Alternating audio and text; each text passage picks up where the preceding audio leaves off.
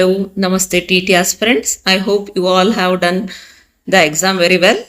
I am going to analyze the English paper, that is passage, poetry, grammar as well as passage summary. Just I'll tell you the summary and I'll directly explain the answers with explanation. ನೀವೆಲ್ಲರೂ ಕೂಡ exam ಚೆನ್ನಾಗಿ ಬರೆದಿದ್ದೀರಿ ಅನ್ಕೋತಿದ್ದೀನಿ.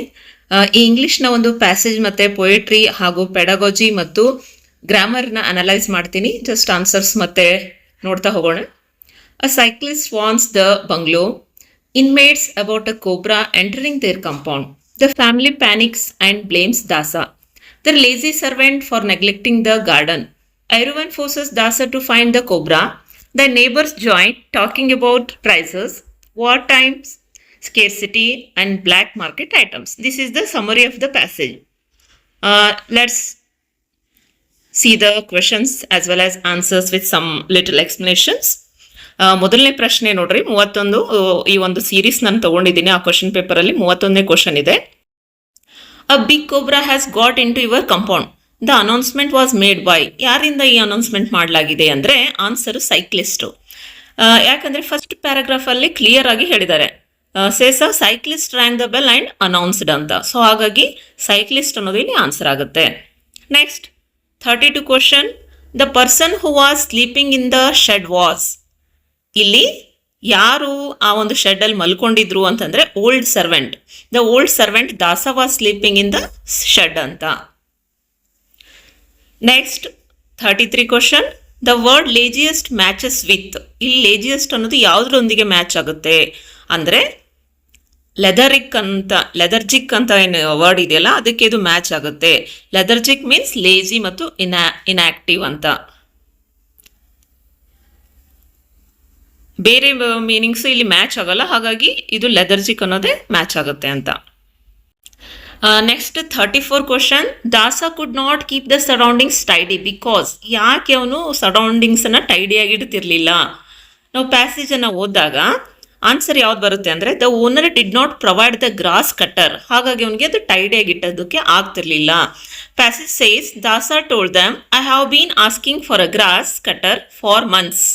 So next ದಿವಸದಿಂದ ತಿಂಗಳದಿಂದ ಕೇಳ್ತಾ ಇದ್ದ, but ಅವರು provide ಮಾಡಿಲ್ಲ gross ಕಟ್ಟರನ್ನು, ಹಾಗಾಗಿ ಅದು ಆನ್ಸರ್ 1 ಆಗುತ್ತೆ ಅಂತ.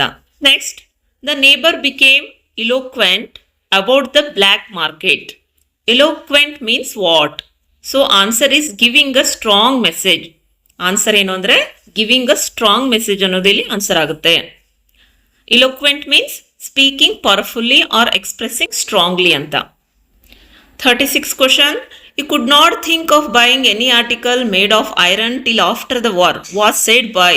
ಇದನ್ನು ಯಾರಿಂದ ಹೇಳಲಾಗಿತ್ತು ಅಂದರೆ ನೇಬರ್ಸ್. ಆನ್ಸರ್ ಎಕ್ಸ್ಪ್ಲೇಷನ್ ನೋಡೋಣ ಪ್ಯಾಸೇಜಲ್ಲಿ. A neighbour declared that you could not think of buying any article made of iron till after the war ಅಂತ ಹೇಳ್ತಾರೆ ಅವರು. 37 ಕ್ವಶನ್ ನೋಡ್ರಿ. In the beginning of the passage the inmates were. So ಏನಿದೆ inmates were ಅಂದರೆ taking rest after lunch ಅಂತ. Answer ಬಂದ್ಬಿಟ್ಟು passage says at their siesta afternoon rest. So afternoon rest ಅನ್ನು ಅವರು ಈ ರೀತಿಯಾಗಿ ಇಲ್ಲಿ ಹೇಳಿದ್ದಾರೆ ಅಂತ. 38 ಕ್ವಶನ್ನು. ಪ್ರಾಪರ್ ಸಿನಮನ್ ಫಾರ್ ಅಪಥಿ ಅಂದರೆ ಆನ್ಸರು ಸಿನಮನ್ಸ್ ಮತ್ತು ಅಂಟನಮ್ಸ್ ಬಗ್ಗೆ ನಾನು ಕ್ಲಾಸನ್ನು ಮಾಡಿದ್ದೆ ನಿಮಗೆ.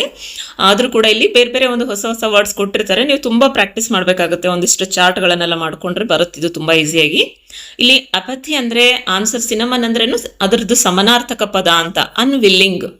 ಅಪಥಿ means lack of interest, indifference and not caring ಅಂತ ಆಗುತ್ತೆ. ನೆಕ್ಸ್ಟ್ ಪೋಯಮ್ನ ಒಂದು ಅನಲೈಸನ್ನು ನೋಡೋಣ. ಕ್ವಶನ್ ನಂಬರ್ 39 to 45 ಇದೆ ಇದರಲ್ಲಿ. Poem is from The Soldier by Rupert Brooke, a patriotic poem expressing love for England.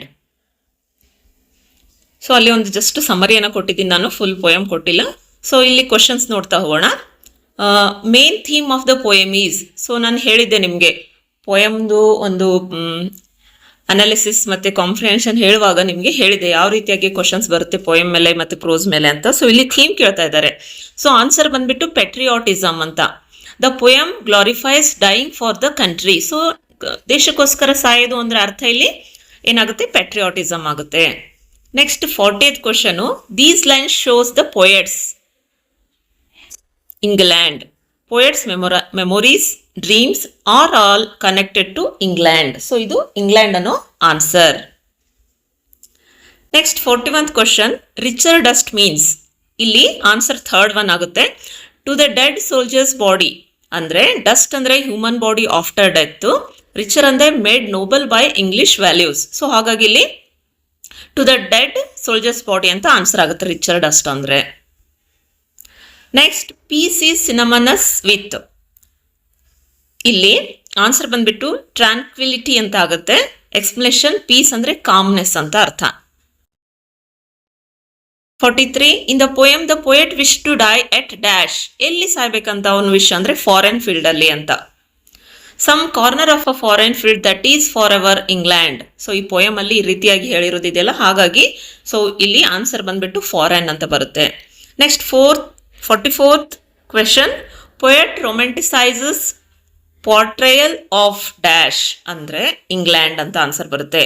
Hole poem glorifies England only. So it is the answer. Poet personifies, ಏನನ್ನ personifies ಮಾಡ್ತಾ ಇದ್ದಾನೆ ಇಲ್ಲಿ? River. Washed by the rivers, blessed by suns of home, rivers described as giving blessings. So ಇಲ್ಲಿ personifies ಮಾಡಿರೋದು ಕವಿ ಯಾವುದಕ್ಕೆ ಅಂದ್ರೆ ರಿವರ್ಗೆ ಅಂತ.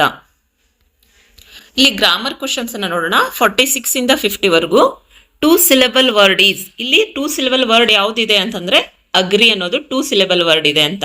ಸೊ ಎಕ್ಸ್ಪ್ಲೈನ್ ನೋಡೋದಾದ್ರೆ, ನೀವು ಸಿಲೆಬಲ್ ಬಗ್ಗೆ ಒಂದು ಸ್ವಲ್ಪ ಇನ್ನೊಂದು ವಿಡಿಯೋ ಮಾಡ್ತೀನಿ ನಾನು ನೀಟಾಗಿ, ನಿಮ್ಗೆ ಗೊತ್ತಾಗುತ್ತೆ ಈಸಿ. ಇಲ್ಲಿ ಅ ಮತ್ತೆ ಗ್ರಿ, ಸೊ 2 ಮಾತ್ರ ಸಿಲೆಬಲ್ ಬರ್ತಾ ಇದೆ. ಇಲ್ಲಿ ಮೆಡಿಸಿನ್ ಅಲ್ಲಿ ಮೆಡಿಸಿನ್, ಸೊ ಇಲ್ಲಿ 3 ಸಿಲೆಬಲ್ ಬರ್ತಾ ಇದೆ. ಎಜುಕೇಟ್ ಅಲ್ಲಿ ಕೂಡ 3 ಬರ್ತಾ ಇದೆ. ಬಯಾಲಜಿಯಲ್ಲಿ 4 ಬರ್ತಾ ಇದೆ. ಸೊ 2 ಸಿಲೆಬಲ್ ಇರ್ತಕ್ಕಂಥದ್ದು ಅಗ್ರಿ ಮಾತ್ರ, ಹಾಗಾಗಿ agri is the answer. Next Leela looked dash the window. So ಇಲ್ಲಿ ಏನ್ ಆನ್ಸರ್ ಬರುತ್ತೆ? ಇದು ಪ್ರಿಪೋಸಿಷನ್ ಅಲ್ಲಿ ಬರ್ತಕ್ಕಂಥದ್ದು ಥ್ರೋ ಅಂತ ಬರುತ್ತೆ. Looked through the window correct usage ಅಂತ.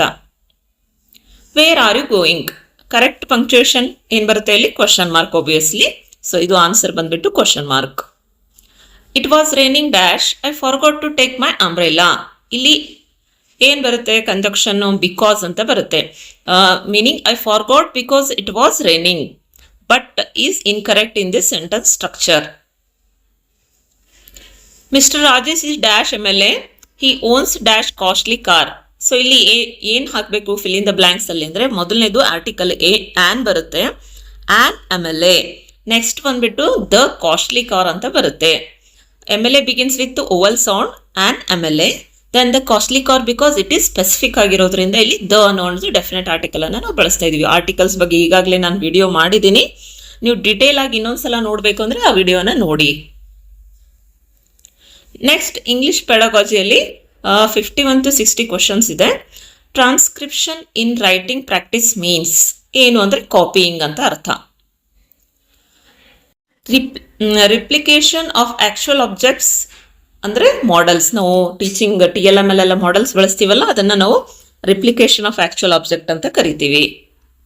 Best approach using real life tasks ಅಂದ್ರೆ ಟಾಸ್ಕ್ ಬೇಸ್ಡ್ ಲರ್ನಿಂಗ್ ಅಂತ answer. SOS stands for structural, oral, situational. Humanistic approach does not follow dash ಅಂದ್ರೆ ability to manipulate language in social context, because humanistic approach focus on emotions, values, personal growth, not manipulation of language ಅಂತ. So ಹಾಗಾಗಿ ಇದು answer ಒಂದನೇದಾಗುತ್ತೆ. Constructivism emphasises, answer third one, learners to construct their own understanding, ಹಾಗಾಗಿ ಇದು answer ಆಗುತ್ತೆ. Fastest period for language development, answer infancy and childhood ಆಗುತ್ತೆ. Changing story endings helps learner become imaginative and creative. So story ending helps ಏನು ಮಾಡುತ್ತೆ ಅಂತಂದರೆ learners ಅಲ್ಲಿ imaginative ಅನ್ನ ಮತ್ತು ಕ್ರಿಯೇಟಿವಿಟಿಯನ್ನು ಡೆವಲಪ್ ಮಾಡುತ್ತೆ ಅಂತ. ಸೊ ಹಾಗಾಗಿ ಇದು answer. Next 59th question, in oral skill development most suitable is group or pair work ಅಂತ. ಸೊ ಇದು ತುಂಬ ಇಂಪಾರ್ಟೆಂಟ್ ಆಗಿರ್ತಕ್ಕಂಥ ಒಂದು English ಪೆಡಾಗೋಜಿ.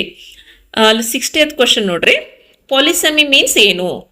One word carries several different senses or related meanings. ನಾವು ಕನ್ನಡದಲ್ಲಿ ನಾನಾರ್ಥಗಳು ಅಂತ ಹೇಳ್ತೀವಲ್ಲ, ಅದಕ್ಕೆ ಪಾಲಿಸೆಮಿ ಅಂತ ಕರಿತೀವಿ. One word carries several different senses or related meanings.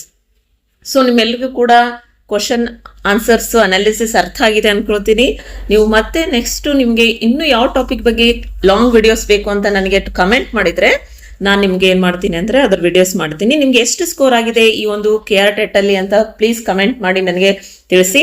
Thank you for watching my videos and thank you for supporting. Keep tuning to our channel. Don't forget to subscribe and press the bell icon and like button. Thank you.